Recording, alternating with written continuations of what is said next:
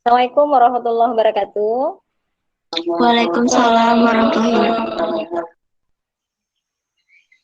Assalamualaikum warahmatullahi wabarakatuh. Innal hamdalillah nahmaduhu wa nasta'inuhu wa nastaghfir wa na'udzubillahi min syururi anfusina wa min sayyiati a'malina.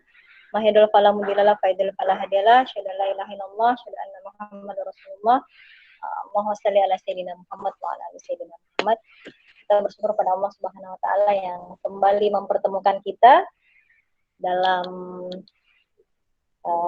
dalam forum yang luar biasa seperti ini. Waktu asar di hari Jumat.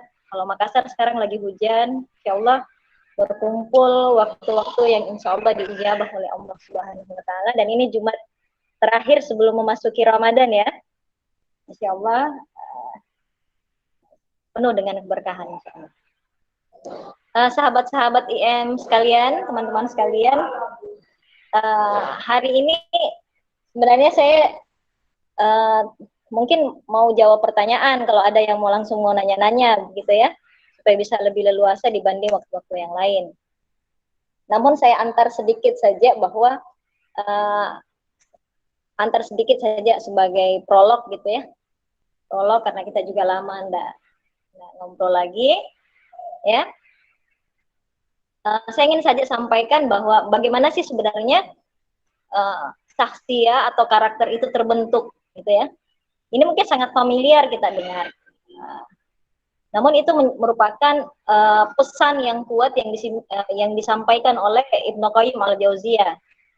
Biar kita mengetahui bahwa ketika kita tidak menyadari kesadaran kita, itulah mengapa akhirnya kita terperdaya dengan suatu keadaan. Nah, pada dasarnya baik habit, bad habit, ya, atau great habit atau good habit itu sama-sama sebenarnya terbentuk, sama-sama dia akan terbentuk. Jadi kalau kita tidak membentuk kebiasaan baik, maka kebiasaan buruk itu terbentuk. Ya. Pada dasarnya kemalasan itu kan terjadi karena kebiasaan. Ya. Habit penundaan itu kan juga kebiasaan. Sayangnya dia adalah kebiasaan yang kita tidak sadari atau tidak kita tidak bukan by design kita ya. Jadi sama. Pada dasarnya kita andil atau tidak andil, kebiasaan akan terbentuk. Nah, itu teman-teman perlu pahami. Nah, yang pertama adalah bahwa Ibnu Qayyim al-Jauziyah itu memberikan gambaran gitu ya, gambaran. Nah, itu digunakan dalam dunia pengembangan diri, digunakan dalam dunia motivasi dan kepribadian. Bagaimana akhirnya satu karakter itu bisa terbentuk. Namun sebenarnya tanpa sadar menyadari kesadaran kita, jadi kesadaran itu ada ya, kesadaran itu ada dalam diri kita, ya. Namun ketika kita tidak menyadari kesadaran kita, ya, maka kesadaran itu saja tetap berlangsung, tapi kita tidak andil di dalamnya. Itulah kita yang kadang kita mengatakan bahwa saya dikuasai oleh sesuatu. Saya tidak kuasa untuk melawan keadaan ini. Saya tidak mampu untuk bisa memahami apa yang sebenarnya terjadi pada diri saya. Artinya kita tidak mengenali apa yang sebenarnya terjadi pada diri kita. Oke. Yang pertama adalah bahwa ada urutan-urutannya. Dari awal ketika kita tidak hadir, maka ini akan runut terus sampai terbentuk sebuah karakter. Pertama adalah munculnya satu lintasan atau gagasan-gagasan di dalam benak kita, di dalam jiwa kita. Khawatir gitu ya, muncul lintasan. Ya kan? Ketika lintasan-lintasan itu diabaikan gitu, kita tidak andil untuk melihat apa itu. Gitu kan? Misalnya lintasan ada uang di lantai 100.000, gitu kan? Ada uang, gitu kan? Semacam muncul ide, ambil atau enggak, gitu kan? Nah, dorongannya adalah ambil aja kan, nggak ada yang punya misalnya. Itu kan satu lintasan. Maka kalau kita tidak melawannya atau tidak mengoreksinya, apakah itu baik atau tidak baik? Oh gitu ya. Yang lain gimana? Suara saya jelas nggak? Jelas kok Kak. Jelas. Jelas kan agak kecil aja. Oke. Oke, jadi ketika lintasan itu kita tidak kita mengabaikannya, maka dia masuk lebih jauh, ya, lebih jauh dia masuk ke dalam diri kita, memberi satu gagasan dalam diri kita, satu gagasan. Jadi dia udah mulai membulat. Tadinya hanya pintasan-pintasan atau lintasan-lintasan pikiran, kemudian menjadi sebuah gagasan. Gagasan inilah nanti yang akan memberikan daya dorong ketika dia didorong oleh sesuatu menjadi sebuah tindakan. Ya kan? Atau sebelum tindakan sebenarnya adalah sikap. Sikap dulu sebenarnya sebelum tindakan. Jadi ada sikap. Misalnya ketika sikap itu kan sebenarnya ada keinginan. Keinginan. Jadi ada mau gitu, mau. Sementara tindakan itu lebih kepada bersedia untuk melakukan. Atau kita sebut sebagai nanti tindakan perbuatan. Ya kan? Jadi lintasan, gagasan, kemudian kemauan, ya, iradah, kemauan, kehendak, ya. Kemudian perbuatan. Perbuatan yang mengalami pengulangan itu yang disebut sebagai kebiasaan. Kebiasaan, ya. Kebiasaan yang pakem gitu ya, kebiasaan. Kebiasaan inilah yang terus-menerus, ya, pengulangan kebiasaan. Jadilah dia habit itu kan, itu yang dimaksud habit kan, kebiasaan. Menjadi habit, kemudian dalam kurun waktu yang lama itu melekat pada tubuh kita, melekat pada semua, melibatkan emosi, pikiran gitu ya, segalanya, maka itulah yang melekat menjadi satu karakter. Jadi perjalanan panjang untuk terbentuknya karakter itu ada tahapan-tahapannya. Baik dia karakter baik atau karakter buruk, sama saja sebenarnya proses terbentuknya. Dia dimulai dari lintasan, pikiran, gagasan, kemudian keinginan atau kehendak, kemudian menjadi perbuatan atau tindakan, jadi sikap, perbuatan atau tindakan, kemudian menjadi kebiasaan, perulangan tindakan berarti jadi kebiasaan, kebiasaan itu tadi menguat, itu menjadi karakter. Nah itu. Mode apa yang kita bisa gunakan supaya kita mulai memahami bahwa ada loh proses terjadinya sebuah karakter, nggak ada ujuk-ujuk. Anda misalnya mengatakan saya malas baca buku, itu nggak ujuk-ujuk Anda malas, gitu. Itu ada pembiasaan, ya kan? Sebelum pembiasaan ada sikap untuk menunda, sebelum ada sikap, gitu ya, ada sikap, ada gagasan mengapa gitu ya, ada alasan di balik itu. Sebenarnya itu ada lintasan. Nah, dari awal ketika itu tidak ditandai atau kita tidak mengamati atau kita tidak terlibat dalam kesadaran sendiri, kesadaran kita, maka ini akan membentuk satu karakter kita. Seperti itu. Pun nanti ketika kita ingin membongkar, mengurai kembali dari mana awalnya ada karakter yang melekat seperti ini. Umar bin Khattab menjadikan Ramadan, radhiyallahu anhu, menjadikan Ramadan itu sebagai momen untuk mengoreksi kembali atau membongkar kembali satu sikap yang melekat pada dirinya. Jadi sebelum Ramadan, kalau kita mau ini ya, menjadikan inspirasi gitu kan, menjadi inspirasi, maka dia mencatat sikap-sikap yang masih buruk pada dirinya. Kemudian dijadikan Ramadan sebagai momentum untuk melatih agar keluar kembali menjadi tadi misalnya dia melekat sudah hampir menjadi habit, gitu, itu akan terbongkar ulang. Kenapa Ramadan dijadikan? Salah satunya adalah Ramadan dijadikan sebagai semacam, kalau dilihat ini kan seperti momentum terapi. Pertama karena dia intensif, ya, intensif dan punya atmosfer yang keimanan yang tinggi.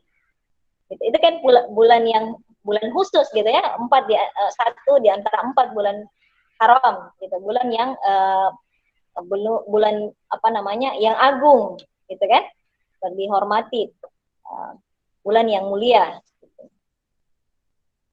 Kalau Umar bin Khattab bahkan melihat Ramadan itu seperti tempat untuk hisab yang lebih intensif. Biasanya kalau teman-teman mau ujian apa sih istilahnya UMPTN, SBMPTN, itu biasanya ambil kelas intensif yang intensif, pendek waktunya, waktu belajarnya lebih ini. Umar bin Khattab menjadikan Ramadan sebagai bulan untuk mengoreksi sikap. Sehingga nanti di luar dari Ramadan muncul lagi suatu pembiasaan sikap baru atau karakter baru dan menghilangkan karakter yang mungkin atau habit kebiasaan yang tidak produktif. Nah, itu mungkin dulu pengantarnya. Silakan teman-teman sekalian, siapa tahu ada yang mau dinyatakan atau ditanyakan dari pertemuan kita dulu-dulu, ya silahkan. Oke, terima kasih Kak Maya atas penjelasannya. Oke, teman-teman boleh nih bertanya nih, mumpung waktunya luang banget. Masih kalau di WIB itu masih jam 16.17. Oke, mungkin bisa aja nih sesi curhat nih, gimana caranya gitu ngebentuk karakter yang dimulai dari apa ya, Ramadan. Karena kan besok kan udah mulai puasa nih. Gimana teman-teman, ada ingin bertanya gak? Atau curhat mungkin? Boleh banget. Oke, silakan, boleh. Silakan. Nanti silakan sebut namanya ya. Boleh. Silakan nama dan asal. Biar kita kenalan lebih jauh. Kurang jelas Kak Nona suaranya.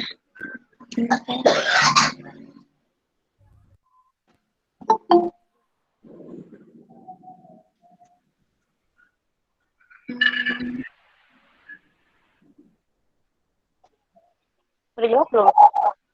Udah, lumayan jelas. Tes. Oh, oke. Assalamualaikum Kak Maya. Kenalin ya, Mama dari. Salam. Tadi ngomongin terkait karakter habit. Ya Kak, jadi tadi ngedengerin Kak Maya ngomongin tentang karakter, habit, dan segala macamnya, tapi pengen nanya, mungkin agak saya cuma pengen tanya Kak, gimana sih kita bisa kenal sama diri sendiri?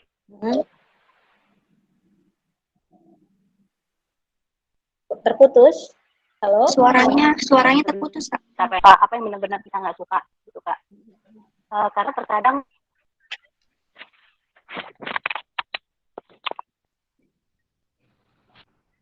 jelas nggak Kak? Oke, sip. Jelas sekarang. Saya ulangi ya Kak. Mungkin pertanyaan saya singkat aja Kak. Nah, caranya kita bisa kenal sama diri sendiri, tahu apa yang benar-benar kita mau dan kita nggak suka dan kita nggak pengen. Karena terkadang kita tuh susah, bukan kita sih, saya ya, terkadang susah untuk berkata tidak gitu Kak. Untuk sesuatu yang sebenarnya saya benar-benar nggak suka gitu. Itu gimana Kak? Oke. Ini tadi dengan siapa? Tadi ini dengan siapa? Nona Fadila Kak. Ya, gimana caranya mengenali kan sebenarnya kalau ketika kita udah tahu ya bahwa kita terpaksa untuk mengiyakan sesuatu yang kita tidak suka, ya kan? Nah, tadi kan ada muncul kata kayak suka. Iya Kak. Artinya kebawa perasaan ya, perasaan orang lebih penting daripada perasaanku. Gitu nggak? Memelihara perasaan orang itu lebih penting daripada perasaanku. Halo? Gitu nggak? Iya. Ya, gitu. Bisa jadi. Jadi gini, ya inilah sebenarnya karena kita kerap abai terhadap penghargaan terhadap diri kita dulu, ya kan? Nah, ya kan? Padahal ketika kita sendiri misalnya gitu ya, kecil penghargaan kita terhadap diri kita, sementara yang satu-satunya yang bisa menolong diri kita di saat sesuatu kondisi yang paling menjepit adalah diri kita sendiri saja yang bisa menolong. Iya kan? Kalau kita ini melihat dari unsur kemanusiaan kita ya. Nah, jadi ini bahkan menjadi kayak gejala sosial bahwa kadang orang lebih memperhatikan perasaan orang lain dibanding perasaannya sendiri. Bukan berarti tiba-tiba kita lebih lebih selalu mendahulukan perasaan kita terhadap orang lain, bukan seperti itu. Tapi bagaimana lebih dahulu kita mengenali semua perasaan kita, pikiran kita, ya, pikiran, emosi dan pikiran kita. Kemudian karena pengenalan kita terhadap diri kita sendiri itu baik, maka itulah yang memudahkan kita mengenali orang lain. Namun ketika kita mencoba untuk mengenali orang lain, namun abai terhadap diri kita sendiri, pada dasarnya kita akan mengalami banyak sekali distorsi. Pertama, orang lain kita tidak akan mampu kenali karena dia adalah jiwa yang lain. Kenapa tidak mampu untuk kita kenali? Karena dia berbeda subjek dengan diri kita.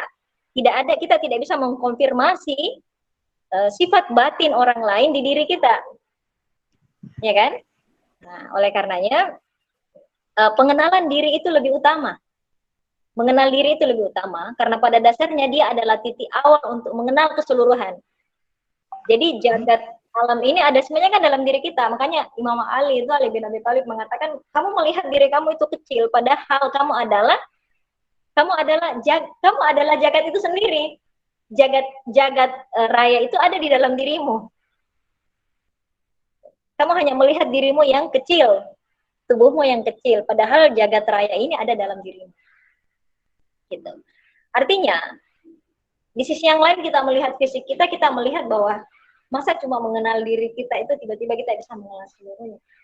Itu karena kita melihat dalam tampakan panca indera. Pada dasarnya jagat itu ada dalam diri kita. Segala gejala cuaca yang kita diperlihatkan di luar itu kan itu terjadi dalam diri kita. Apakah tidak pernah guntur terjadi dalam batin kita? Pernah. Kilat pernah terjadi, badai pernah terjadi. Sebagaimana terjadi musim semi, musim apa? Berbagai musim gitu ya. Punya cuaca di dalam diri kita. Jadi apa-apa yang sebenarnya yang tampak di luar sana, yang orang sebut sebagai makrokosmos, terus orang tampilkan sebagai mikrokosmos. Pada dasarnya yang kosmos ini tadi kan sebenarnya adalah suatu gambaran bahwa segala hal yang ada di luar itu ada semua tercermin dalam sifat batin kita. Oke? Nah, supaya nanti sebagai dasar awal kita mulai masuk mengenali diri kita, karena itu penting. Biar kita kok kan alasannya gini, mengapa kita masih bisa mengatakan tidak padahal kita sudah sangat merasa tidak nyaman.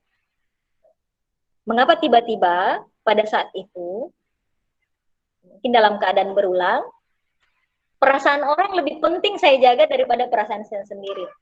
Ini kan sudah masuk dalam momen kontemplatif ya.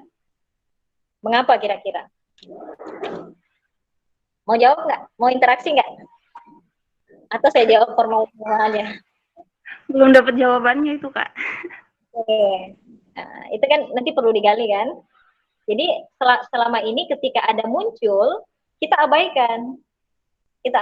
Karena apa? Ada di dalam diri kita mengatakan, kamu masih bisa nanggung. Artinya, bisalah ngalah gitu.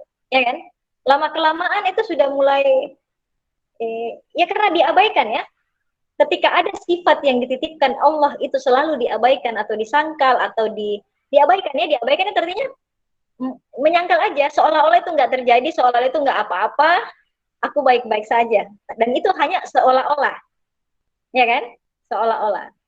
Dia tidak akan, sesuatu yang ada, kita sangkal, tidak akan pernah membuatnya menjadi tidak ada. Misalnya gini, saya menyangkal ada Ririn di sini. Itu tidak membuat serta-merta Ririn menjadi tidak ada.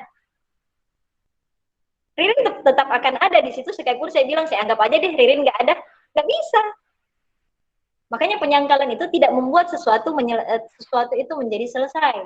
Itu hanya terjadi, delay aja. Persoalannya ini sifat batin. Batin itu punya energi, namanya energi adalah energy of motion kan, emosi itu kan energy of motion. Jadi dia akan terus motion, bergerak.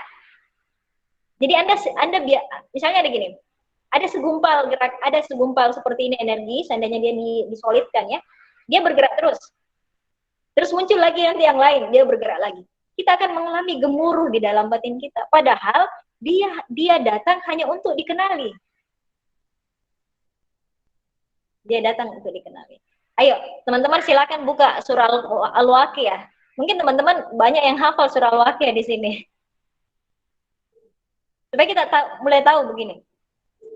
Ini kan pertanyaan penting bagi teman-teman. Ini untuk memperbaiki juga ketauhidan kita. Ketika Anda sedih, Andakah yang menciptakan sedih? Siapa yang menciptakan sedih?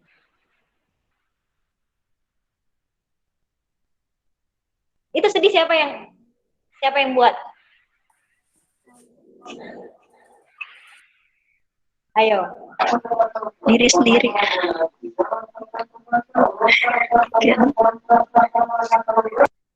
Apakah Anda pernah meminta, tolong saya dikasih sedih dong saya?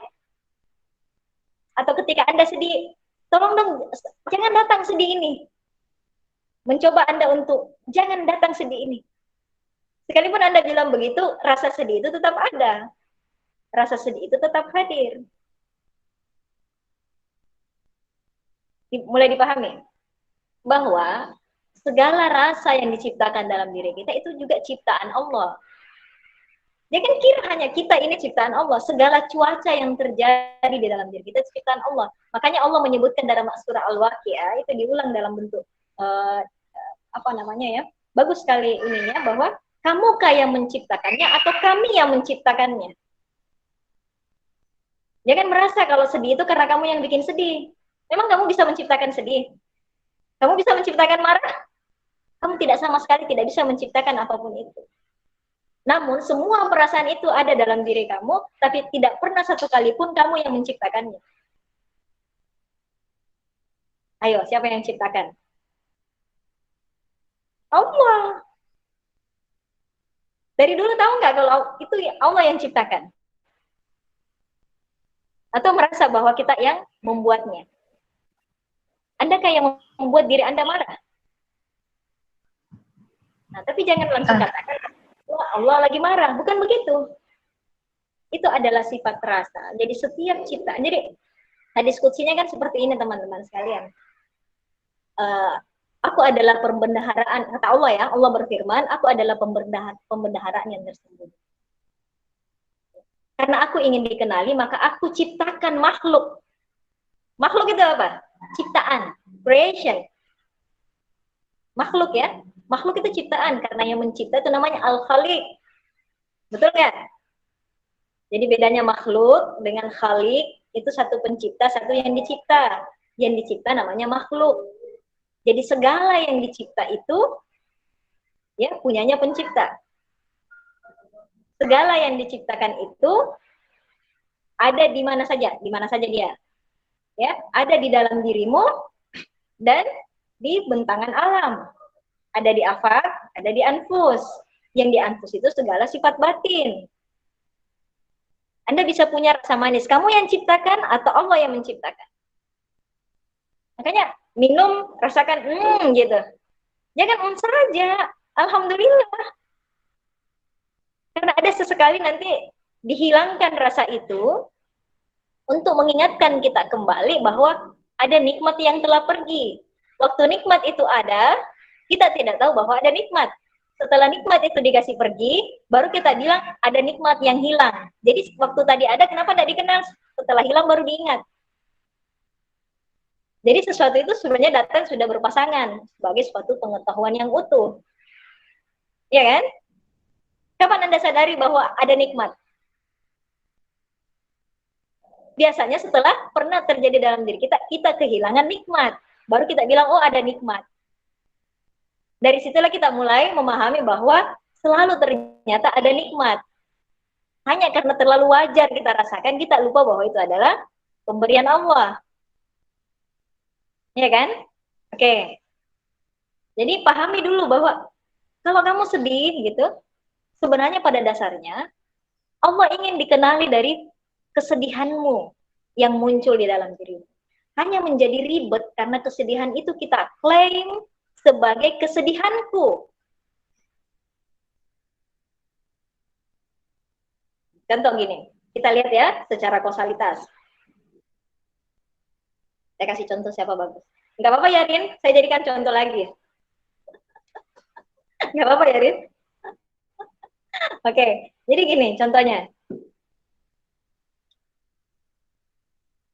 Ririn ngambek sama saya. Ya, misalnya ngambek sama saya, ngambek sama saya. Terus saya menjadi sedih. Iya kan? Coba perhatikan. Ya. Ada Ririn, ada saya, ada ngambek. Secara kausalitas tiba-tiba dihubungkan. Saya sedih karena Ririn ngambek atau marah sehingga saya menjadi sedih. Setelah Ririn tahu kalau saya sedih gara-gara ngambek, dia sedih. Ribet ya urusan. Kan ceritanya sih sama Ririn sahabatan gitu, ya kan? Mungkin dia nggak sengaja ngomong apa karena dia ngambek, ya itu ternyata saya mengizinkan diri saya untuk terlukai. Lalu saya mengatakan saya sedih. Setelah Ririn tahu saya sedih, ya kan? Ririn juga sedih. Akhirnya Ririn curhatnya begini sama terapis. Saya sedih karena membuat orang lain sedih. Jangan suka ngambek, Rin. Jadi Ririn curhatnya karena dia sudah merasakan gak enak kan. Kalau orang sedih kan pasti perasaan gemuruhnya ada, emotion, ada energi yang bergerak yang sebenarnya ingin dikenali. Oke? Ada energi yang bergerak yang ingin dikenali. Nah, Ririn curhatnya begini. Saya sedih karena sudah buat sahabat saya sedih. Jadi pikiran Ririn menghubungkan bahwa ada hubungan antara saya, Ririn, kesedihan. Padahal ini sesuatu yang sebenarnya terpisah-pisah. Ada saya, ada Ririn, ada kesedihan. Tiba-tiba kita hubungkan menjadi saya sedih saya telah membuat sahabat saya bersedih. Saya bersedih karena membuat sahabat saya bersedih. Oke? Ya, betul. Itu yang kita namakan empati kalau dia sudah ketemu makna. Tapi pada dasarnya ketika Ririn mengatakan saya bersedih, itu nggak enak banget perasaan dia.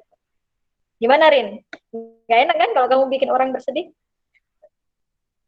Iya. Dia tiba-tiba nggak enak. Dia akan menyalahkan dirinya. Di balik kesedihan itu dia lagi menghukum dirinya, menyalahkan dirinya. Iya kan? Nah, gitu. Jadi ada kesedihan itu. Jadi pertama-tama bagaimana cara bekerjanya? Pertama adalah pisahkan dulu. Lepaskan dulu yang menghubungkan, karena yang menghubungkan itu bernama pikiran. Pikiran mengambil pola penghubungan itu, karena memang pekerjaan pikiran itu kan bikin sebab akibat. Tidak selamanya sebab akibat itu benar. Iya. Pertanyaannya begini, apakah setiap langit gelap akan turun hujan? Tidak. Tapi sebelum turun hujan, ya kan, cenderung itu langit dulu gelap. Oke, jadi kan ada kausalitas kan di situ. Makanya kausalitas itu bersifat kesementaraan. Tapi pikiran itu memfikskan dia. Ya kan? Karena A, B ini namanya berpikir linier. Kalau sudah A, pasti B nanti yang terjadi. Itu namanya linier. Padahal segala sesuatu yang terjadi ini tidak selurus itu, tidak sekaku itu. Tidak ada yang 100% seperti itu. Itulah yang membuktikan bahwa Anda adalah makhluk. Tidak bisa memastikan apa-apa. Makanya kehidupan ini penuh dengan uncertainty, ketidakpastian.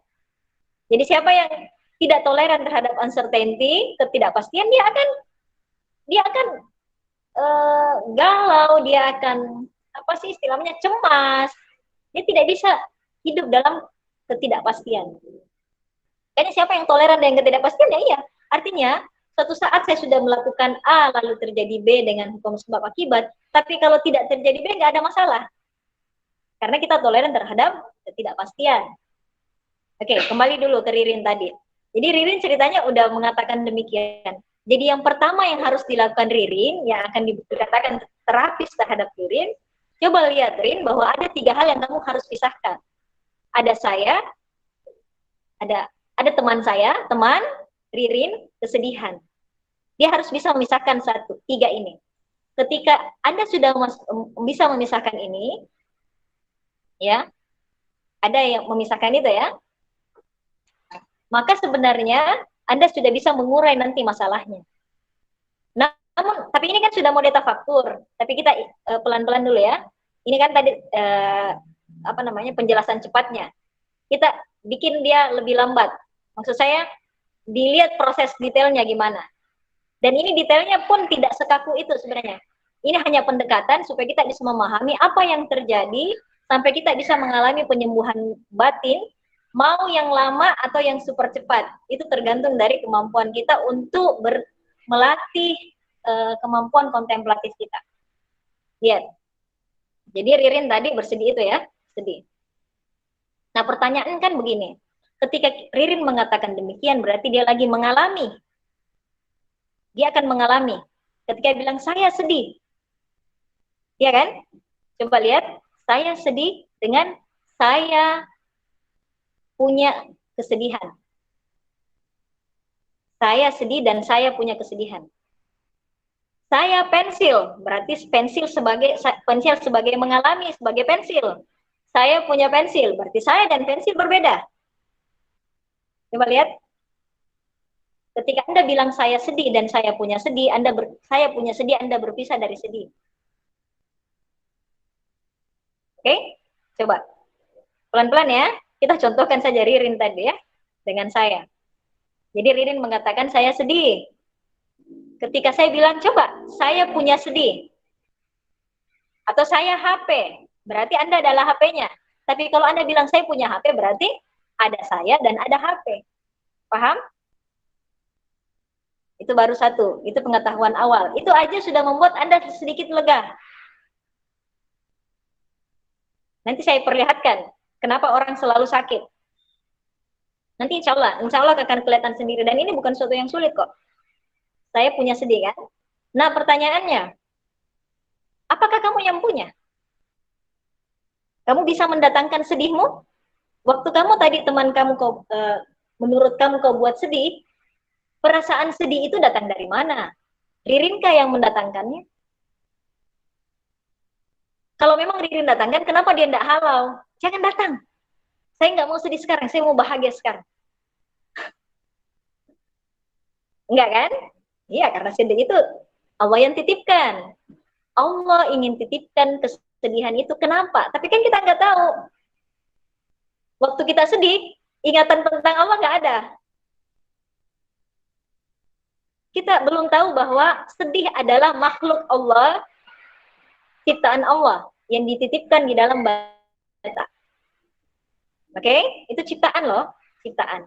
Supaya kita mengenal bahwa ternyata ciptaan Allah ada ternyata selalu dalam diri kita juga, gitu kan, sifat batin itu. Oke? Jadi saya dan kesedihan. Anda innalillahi wa inna ilaihi raji'un. Apa artinya? Sungguhnya segalanya milik. Segalanya milik Allah dan akan kembali kepada Allah. Kembali kepada Allah. Anda sudah menghilangkan klaim. Misalnya gini, yang punya buku Ririn, tapi saya bilang itu buku saya, Rin. Itu klaim milik. Jadi musibah itu datang. Makanya ayat itu kan berurut ya tentang musibah. Musibah itu karena sebenarnya kita mengakui bahwa itu punya kita. Maka kalimat pertama ketika kita mendapatkan musibah, innalillahi wa inna ilaihi raji'un. Akui dulu bahwa tadi selama hidup ini, aktivitas ini banyak sekali kamu merasa kamu yang punya. Kamu merasa sedih itu kamu yang ciptakan. Kamu klaim menjadi itu adalah kesedihanku. Memang kamu bisa datangkan kesedihan? Datangkanlah sekarang, kalau datangkan, lalu halaulah dia ketika dia datang. Jangan suruh datang kalau kamu yang bisa menghalaunya, dan panggil dia kalau kau bisa datangkan sekarang. Nggak bisa, karena bukan kamu penciptanya. Kalau bisa itu karena kehendak Allah. Coba buat sekarang kamu datang kesedihan. Datangkan kemarahan sekarang. Nggak bisa. Kamu bukan pembuatnya. Kamu bukan penciptanya, kamu hanya dititipi. Kembali ke hadis qudsinya tadi, aku menciptakan makhluk agar mereka mengenaliku, agar dia mengenaliku, agar aku dikenali, bahasanya gitu. Agar aku dikenali, dan kuciptakan makhluk ciptaan agar aku dikenali. Jadi ujung dari penciptaan itu adalah agar kamu mengenal Allah. Itu yang dimaksud dengan ma'rifatullah, mengenal Allah. Allah punya banyak nama. Nama apa yang muncul nanti ketika kita mengenal itu? Oke? Ada yang mau nanya nggak sampai sini? Belum ada. Nah, jadi nanti kan seperti itu. Jadinya muncullah dia misalnya kesedihan gitu kan. Lepaskan dulu kesedihan itu bahwa itu bukan punya kamu. Dia tahapan pengetahuannya ya. Tadi kita lepas dulu, kita bisa memisah dulu bahwa ada saya, ada teman saya, ada kesedihan. Pertama adalah saya telah membuat teman saya sedih. Anda mengambil klaim bahwa Anda adalah penyebab kesedihan itu. Yang kedua adalah saya punya sedih. Anda masih merasa bahwa, tapi Anda memisahkannya, tapi Anda masih merasa memilikinya. Inna lillahi wa inna ilaihi raji'un. Ya, kemudian ada saya, kesedihan, dan teman saya. Nah, kita sudah memahami bahwa ada sesuatu yang simultan terjadi, namun sifat pikiran kita yang lemah ini menghubungkan dia bahwa kita lah yang mengakibatkan ini semua. Coba bayangkan kalau ternyata kejadian itu lebih parah daripada ini. Berapa lama Anda akan menghukumi diri Anda sebagai orang yang bersalah? Oke. Nah, itu yang membuat orang sakit batin. Jadi caranya, ya ini Ainun ada bertanya, bagaimana caranya? Ya ini caranya ya, caranya pelan-pelan. Dan ini nanti momennya tafakkur sebenarnya. Ini sudah masuk momen kontemplasi. Jadi pisahkan dia, Anda pisahkan, ya kan? Nah, pada dasarnya Allah ingin dikenali. Maka kembalikan dulu, jangan ada saya di situ. Ada kesedihan. Dan Allah ingin dikenali dari kesedihan itu. Kesedihan kira-kira apa manfaatnya untuk kita?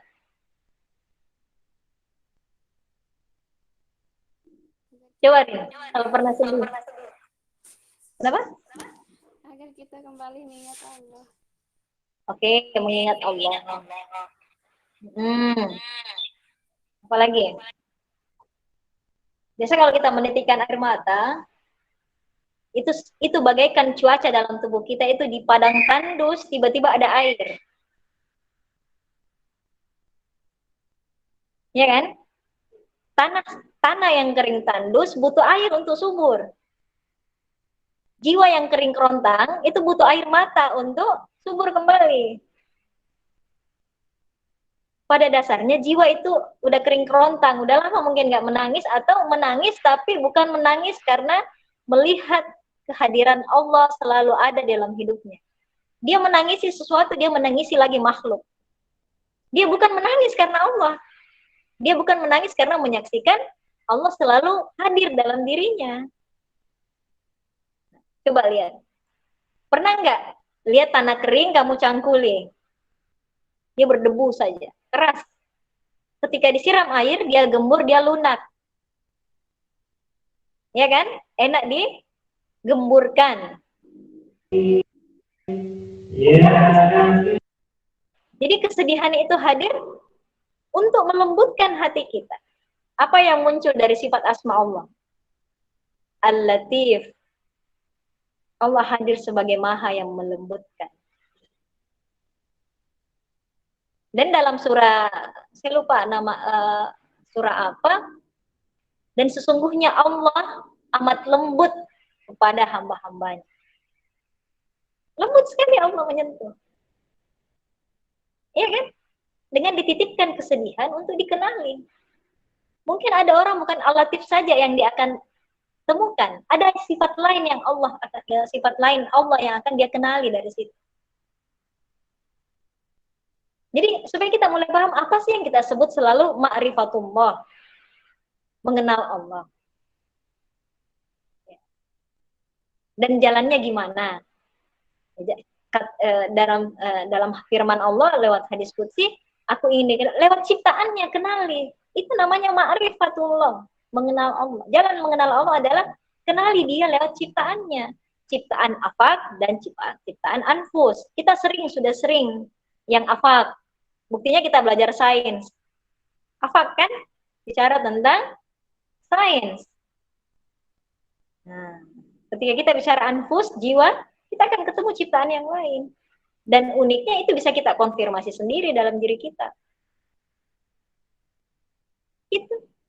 Kalau udah ketemu dengan asma Allah, tenang batin kita. Karena pada dasarnya jiwa itu akan terus bergerak. Jadi sifat jiwa itu kan ingat panggilan yang akan dipersilahkan masuk ke dalam surga. Ingat nggak?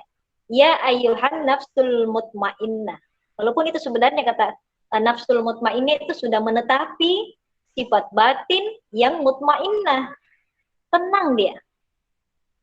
Nah, pada dasarnya ketika kita sudah mengalami sebuah proses kejadian tadi, kita akan mengalami, kan tadi dia bergerak terus ya, karena dia emotion. Energi yang terus bergerak, dia akan mulai mereda. Dia akan mereda.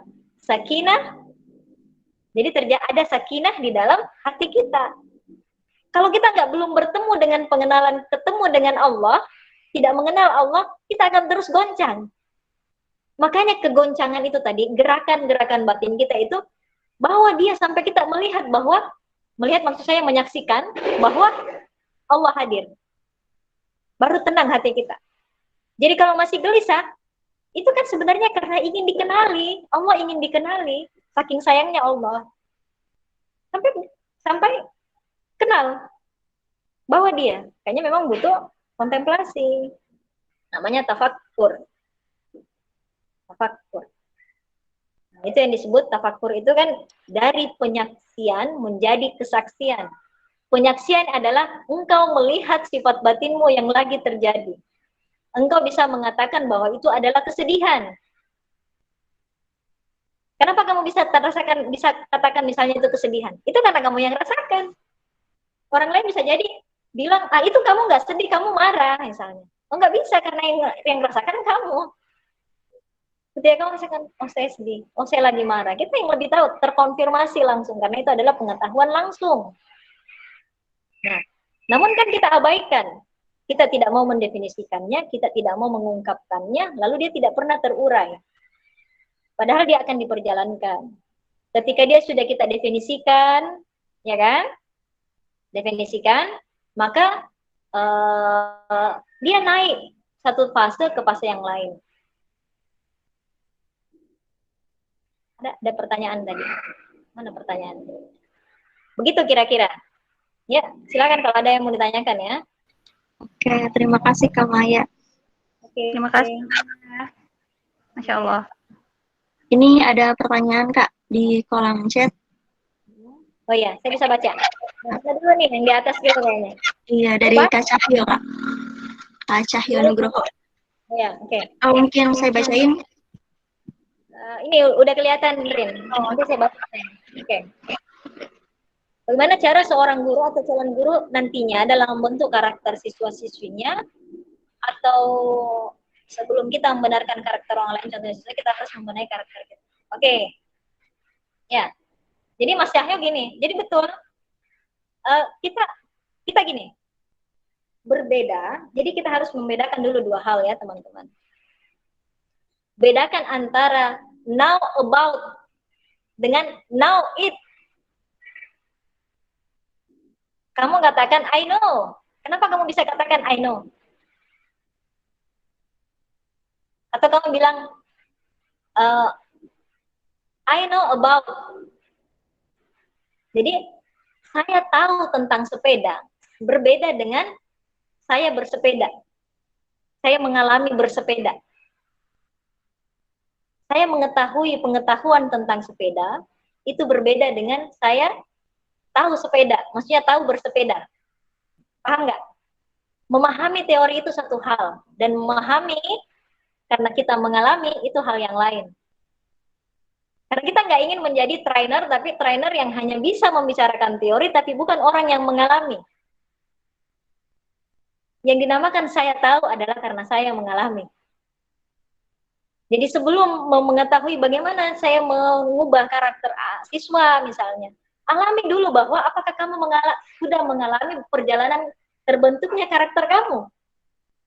Semakin sering kita selalu memahami bahwa oh yang terjadi dalam batin saya itu ini dulu, begini dulu, begini dulu, begini dulu. Itu sama persis kok nanti dengan orang-orang yang kita misalnya diberikan apa istilahnya amanah untuk membenahi orang lain. Makanya yang terpenting dari sini adalah kenali diri kita supaya kita tidak menjadi munafik. Ini kan kalau kita mau bahasa kerasnya ya, kan munafik itu apa pengertiannya? Berarti kita membicarakan sesuatu, tapi pada dasarnya ya bisa jadi kita bukan orang yang melakukannya. Nah, padahal itu kan sudah menjadi satu hukuman bagi diri kita, kata Imam Al-Ghazali ya. Cukuplah menjadi hukuman bagi dirimu adalah ketika kamu membicarakan suatu pengetahuan, orang sampai bisa terseduh-seduh, orang sampai bisa menangis, orang bisa mendapat hikmah, tapi ternyata kamu yang menyampaikan jiwamu kering kerontang. Tidak mendapatkan apa-apa, itu cukup menjadi hukuman bagimu, kamu tidak mendapatkan pemaknaan, kamu tidak terterapi di dalam jiwamu, sementara orang lain terterapi. Itu sudah cukup menjadi hukuman bagimu. Makanya apa namanya di surah apa itu teman-teman sekalian?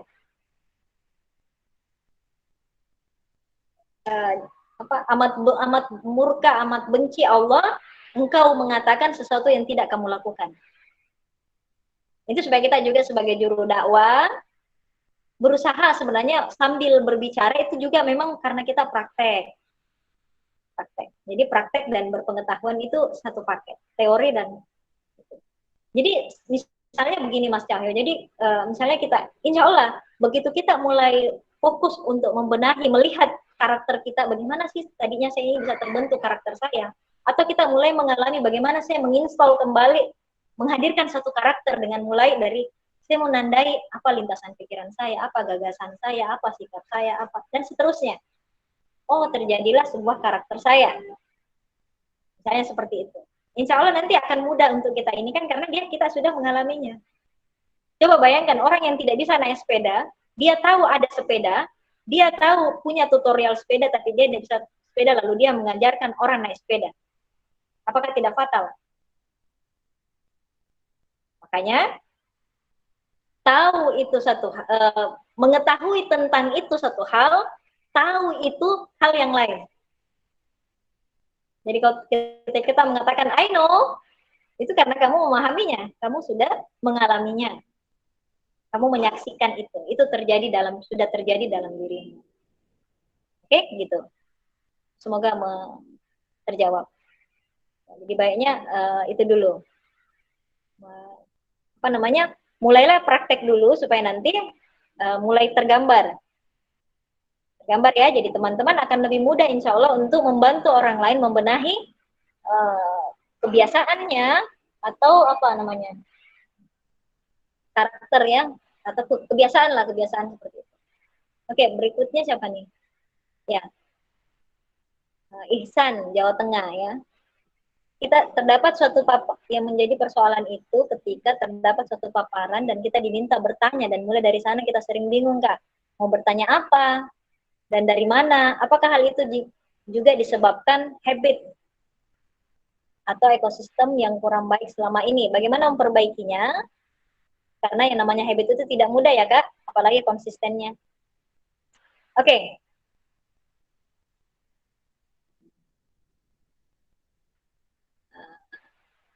Iya, ya. Ini ada sambungan Mas Cahyo ya. Kalau nggak salah di psikologi itu ada istilah it's okay not to be okay. Kalau misalnya dimasukkan ke dalam bagian kesedihan itu seberapa lama kita harus ya udah nggak apa-apa, kamu sedang tidak baik-baik saja, terima kasih. Oke, jadi gini, pertama jangan menyangkal, nggak usah menyangkal. Jadi gini, pada dasarnya hawa nafsu kita itu minta untuk diberi makan. Itu bagian dari jiwa kita. Tapi kalau dia nggak ada, kita juga bukan manusia. Dia itu seperti bayi yang diasuh. Dia harus tetap dalam pengasuhan kita. Jangan ngelunjak. Jangan sampai anaknya yang ngatur ibunya. Jangan sampai hawa nafsu kita yang mengatur diri kita seluruhnya. Dia tetap dalam koridornya. Mungkin teman-teman pernah pelihara kucing. Waktu awal-awal itu liarnya bukan main. Lama-lama karena Anda asuh, dia sudah nurut. Gitu juga dengan namanya hawa berarti dorongan ya. Jadi dia selalu menarik nafsu kita untuk melakukan sesuatu, gitu ya. Jiwa kita. Hawa ada dorongan-dorongan untuk lari nanti ke sesuatu yang memberi makan dia, menguatkan dia, atau membawa sifat pikiran lah, sifat kebinatangan. Jadi kan kita ini masih ada lah dalam diri kita itu sifat kebinatangan, tapi itu hanya untuk pada mode kita asuh bertahan.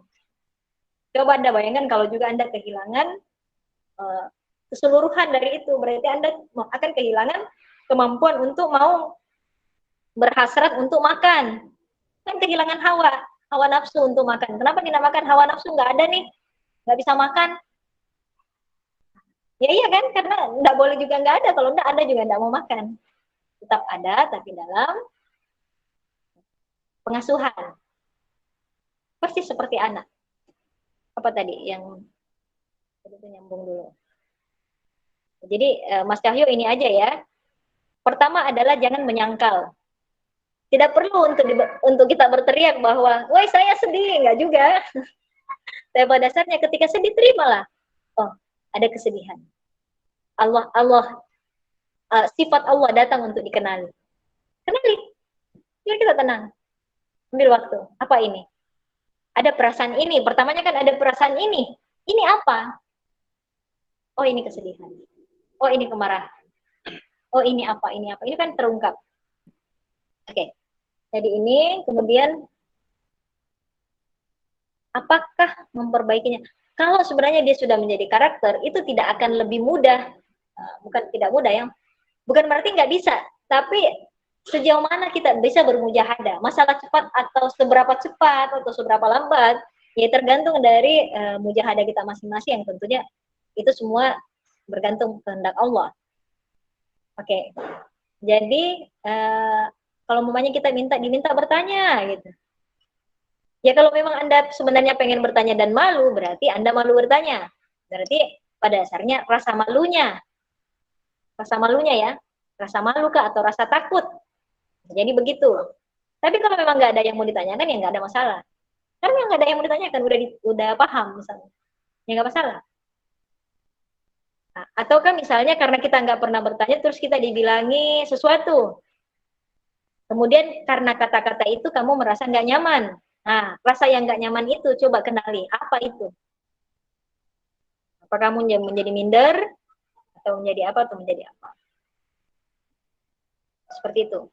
Jadi pada dasarnya kenali dulu di dalam, karena perbaikan itu ada dari dalam.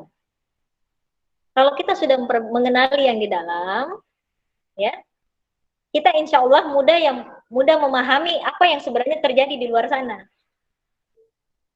Kenali dulu, karena pada dasarnya semua kejadian di luar sana itu adalah kejadian yang ada pernah dalam diri kita, lalu yang di dalam diri kita itu selalu kita abaikan. Padahal ilmunya sudah ada, selalu datang. Tapi tidak pernah tuntas karena kita sangkal. Oke, seperti itu. Ya, silakan kalau masih ada teman-teman sekalian. Sudah.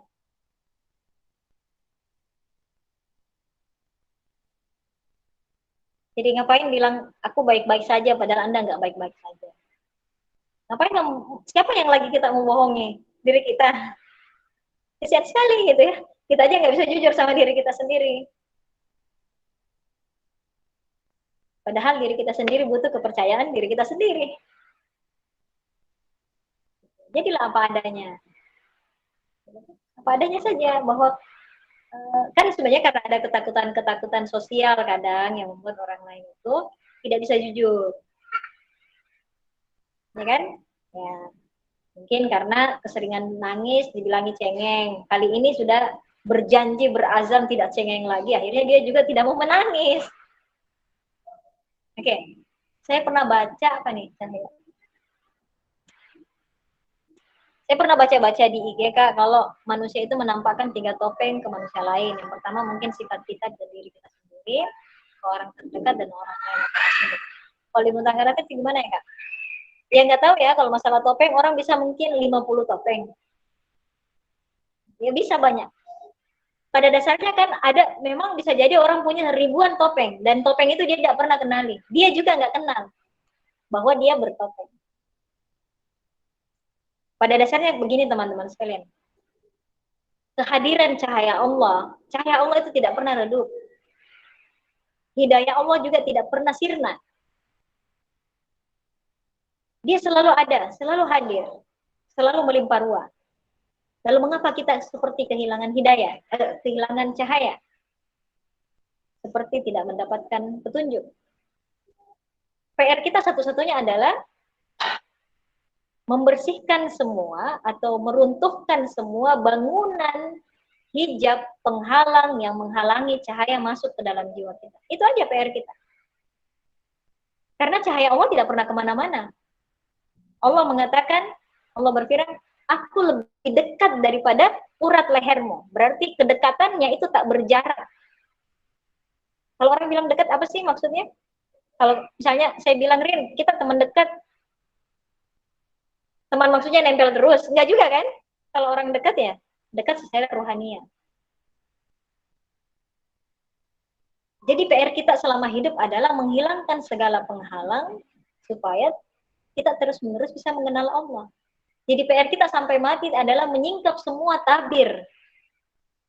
Ada yang memang Allah bukakan langsung, ada yang butuh usaha mujahadah kita. Jangan nunggu, bermujahadah. Itu yang disebut dengan mujahid. Mujahid itu selalu bersungguh-sungguh karena dia tahu bahwa dia yang membutuhkan cahaya Allah. Dia membutuhkan sinaran petunjuk Allah. Maka dia mengejar, membersihkan batinnya segera, biar tersingkap. Sama teman-teman, kalau teman-teman punya kosan, terus semua kacanya teman-teman tutup pakai kertas, begitu. Di luar terang benderang, terik, tapi ruangan kita gelap. Ketika teman-teman mulai ambil satu, ada cahaya masuk. Buka semuanya, buka hordennya, buka tempelan kaca, dan sebagainya, cahaya masuk. Makanya penyangkalan itu tidak membuat cahaya tidak ada. Penyangkalan itu hanya mengatakan menyangkal, cuma menyangkal bahwa tak ada petunjuk, tak ada harapan, dan seterusnya. Jadi, kenali semua benteng yang pernah kamu buat untuk mengenal Allah. Memang perkataan begini kayak perkataan orang tua ya. Tidak ada yang salah. Artinya saya teman-teman sekalian, usia teman-teman itu kan memang usia-usianya usia-usia ini ya, usia-usia inovasi, usia-usia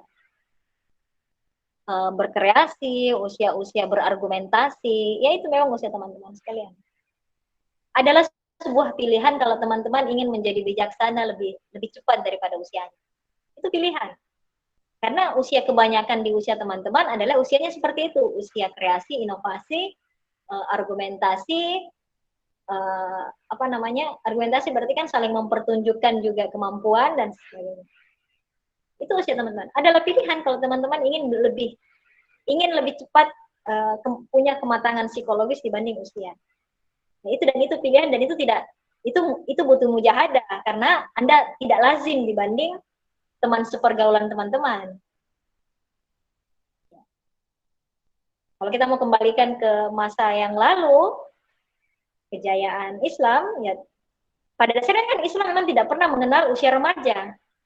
Kalau ya balik, nggak ada usia remaja, tidak ada namanya usia nanggung. Usia nanggung itu nanti itu kan produk revolusi industri. Karena ada istilah usia yang belum bisa bekerja, maka disebutlah usia remaja. Untuk menunggu jedahnya dia sampai nanti masuk usia untuk bisa bekerja. Itu dulu di masa revolusi industri. Ini bukan produk kita. Kita kalau udah akil balik, ya udah dewasa. Tidak ada remaja-remajaan. Sebelumnya itu anak-anak, setelah itu akil balik, udah berakal dewasa sudah. Jadi jangan heran bisa menikah di usia 14 tahun, 16 tahun, ya, maksudnya punya kematangan psikologis ya. Bisa memimpin perang di usia itu. Kita kan ini bisa dikatakan gara-gara usia, bukan gara-gara, maksud saya ada suatu kondisi gitu yang akhirnya kita juga pun pernah mengalami usia nanggung, yaitu usia remaja. Dianggap anak-anak bukan, dianggap orang dewasa bukan. Itu namanya usia remaja, usia nanggung. Nggak ada dalam kita. Dewasa ya dewasa aja. Oke? Jadi tidak ada perlu dilambat-lambatkan. Jadi pola pendidikan juga harus berubah. Dan kalau mau berubah ya kita berubah dulu. Gimana caranya anak-anak 14 tahun itu sama dengan cara berpikir anak 24 tahun sekarang. Anak 21 tahun yang lagi skripsian. Iya kan? Ya, bagaimana caranya ya? Ya, perbaiki dulu diri kita dan kemudian kita berinteraksi kepada anak-anak sekarang yaitu dengan pola pendidikan dan pengasuhan yang lebih yang sesuai ya, yang sesuai. Seperti itu, wallahu a'lam bishawab.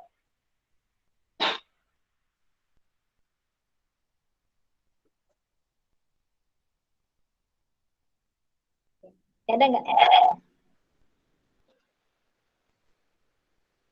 Ya, sama-sama Mas Hasan. Yuk silakan teman-teman yang ingin curhat mungkin coba tanya-tanya tentang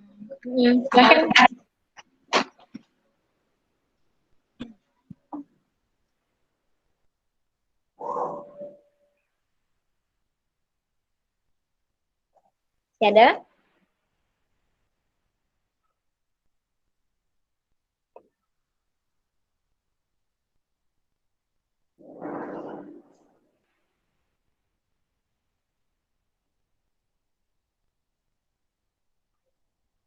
Ada yang ingin bertanya?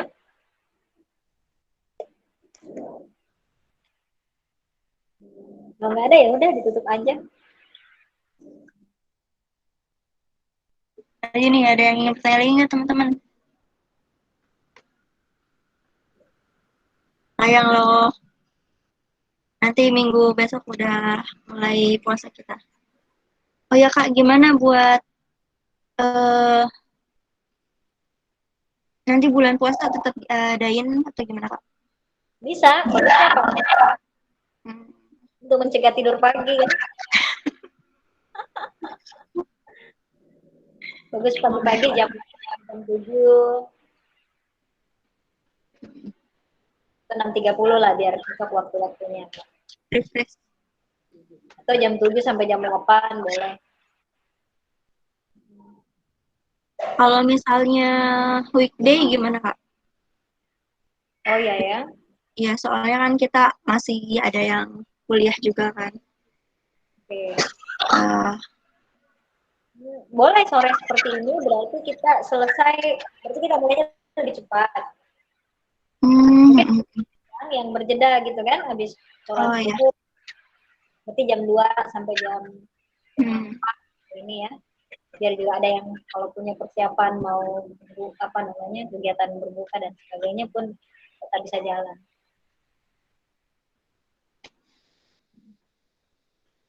Itu mungkin Rin.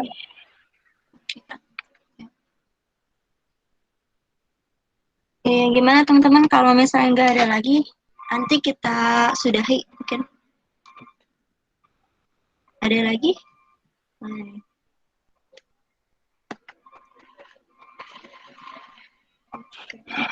Nggak ada ya? Oke, kalau gitu kita cukupkan aja ya. Oke, terima kasih Kak Maya untuk sharing-sharingnya kali ya. sharing-sharing materi yang cukup luar biasa lah. Luar biasa. Jadi tambah semangat lagi buat menjalani hari esok.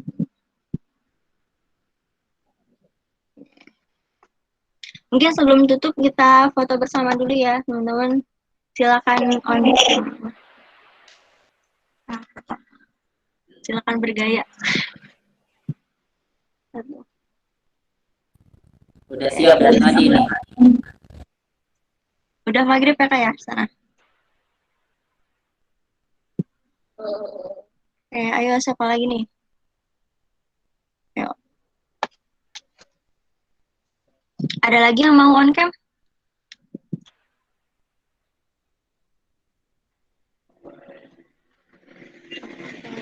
Kita tunggu nih.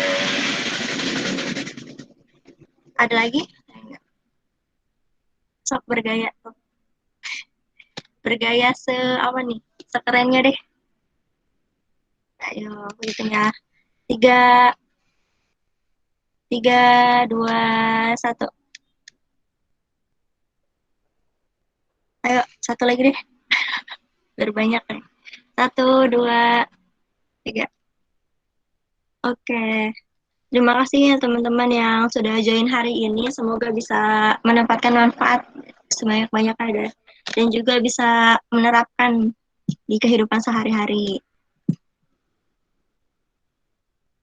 Oke, mungkin dari saya, dari moderator Yandani Rahayu, mohon undur diri.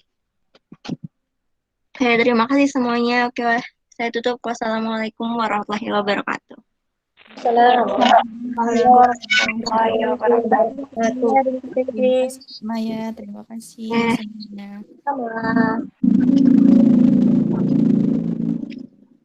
Sudah boleh meninggalkan ruangan ya, teman-teman. In live, Kak.